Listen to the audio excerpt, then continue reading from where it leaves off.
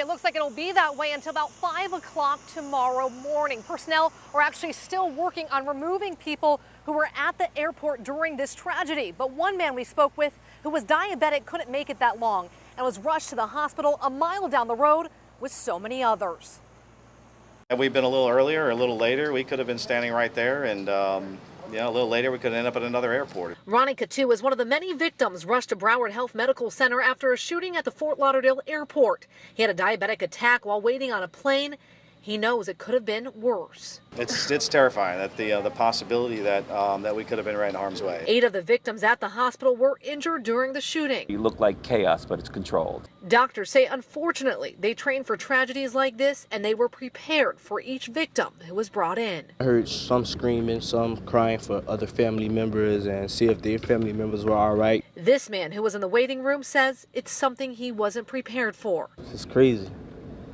Like, if the world comes down to this, like, it's crazy. Governor Scott also at the hospital speaking with survivors and hospital staff. The first thing I did was make sure I thanked the people that took care of the patients. So I did that. And I walked to the hospital and thanked them. I talked to some patients, and they're in good spirits. They,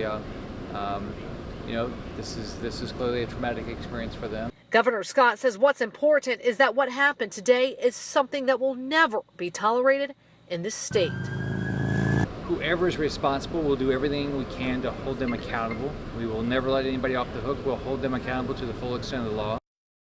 And back out here live, now it's been 6 months since the Pulse attack and then this. Governor Scott was asked about gun control, but he says this is not the time for politics. This is the time to figure out why this happened, mourn the lives that were lost, and pray for the families affected.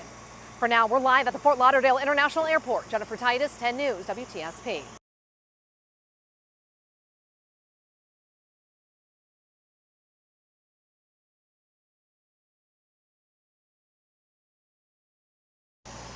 The Fort Lauderdale International Airport is expected to reopen around 5 o'clock tomorrow morning, but there is still a long way to go in this investigation. It actually took officials hours to remove everybody from the airport who was here during the tragedy. But one man we spoke with who was diabetic couldn't make it that long and was rushed to the hospital a mile down the road with so many others.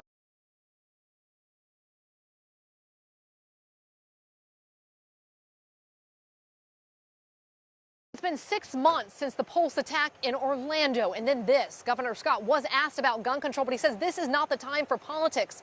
This is the time to figure out why this happened, mourn the lives lost, and pray for the families affected. For now, we're at the